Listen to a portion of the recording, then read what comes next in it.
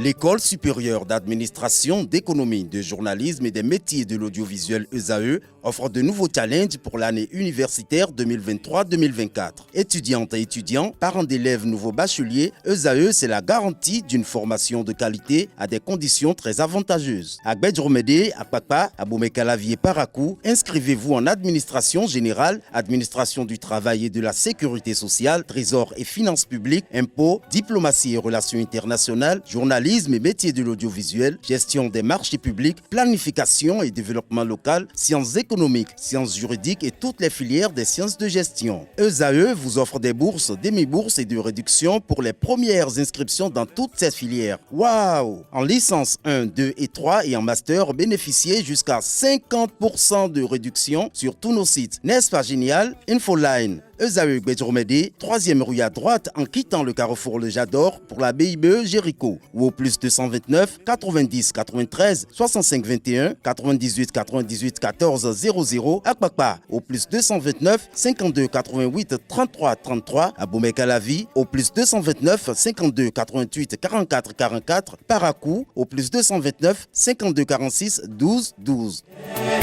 ESAE, l'excellence à un an.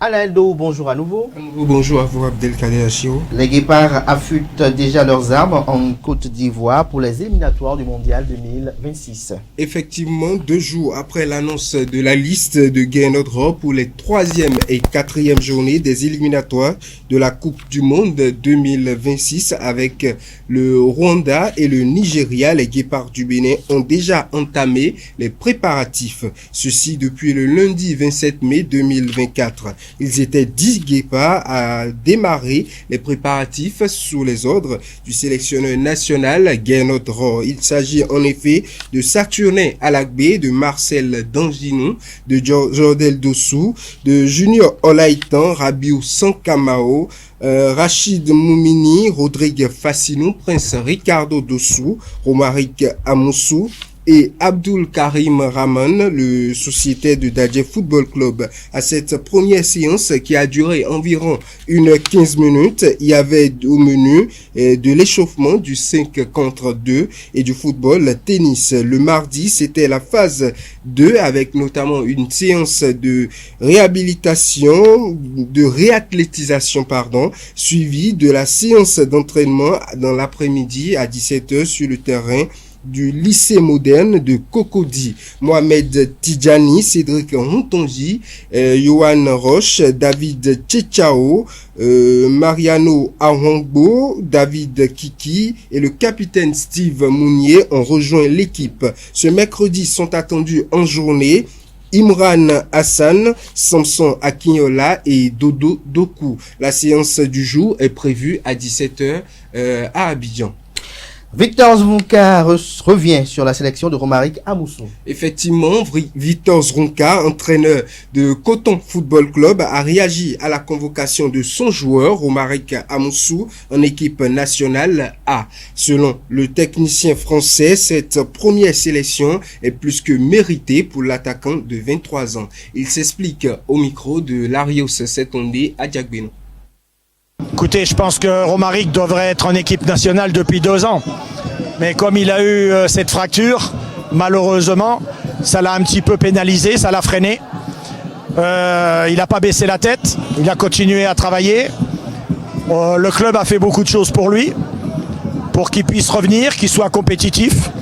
Et aujourd'hui, il nous remercie en marquant des buts ou en faisant marquer. Donc cette sélection, pour moi, c'est pas une surprise.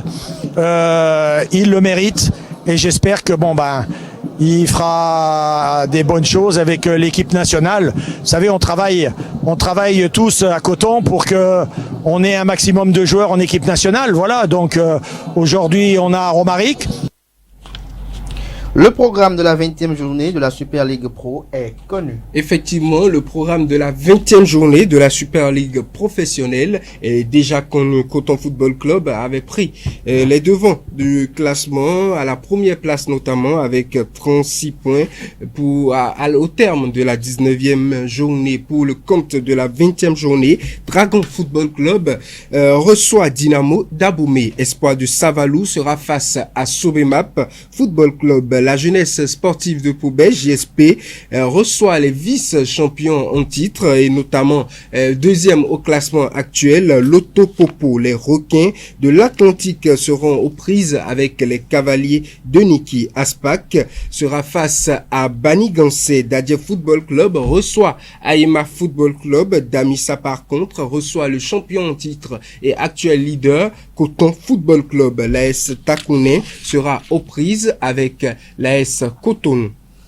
Maya partie pour finir entre Samuel Eto'o et Marc Brice. Effectivement, le ton monte entre Samuel Eto'o, le patron de la Fédération camerounaise de football, et notamment le sélectionneur nommé par le ministère des Sports, et en même temps le ministère des Sports, la FECAFOOT, menace d'en aller à l'arbitrage de la FIFA. À Senga, au siège de la Fédération camerounaise de football, la rencontre entre la fédération et le technicien belge, Marc Brice, a tourné à court.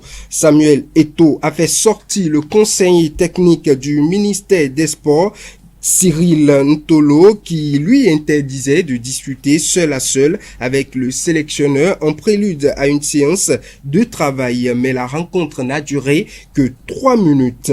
Elle s'est limitée à des échanges où le président de la fédération de la FECAFOOT a finalement conduit ses invités, clamant accord et accrit, être le seul patron du football camerounais, dénonçant l'ingérence et le mépris du ministère des Sports. Après le départ de Brice et sa suite, Eto'o a demandé la convocation du comité exécutif de l'instance qu'il préside, comité qui ne souhaiterait plus travailler avec le sélectionneur belge recruté par le ministère des Sports. Selon les dernières informations, le président de la République camerounaise, Paul Biya, aurait donné raison à Samuel Eto'o. De nouvelles dispositions ont été prises pour le rassemblement des joueurs dans quelques jours. Les détails dans nos prochaines éditions.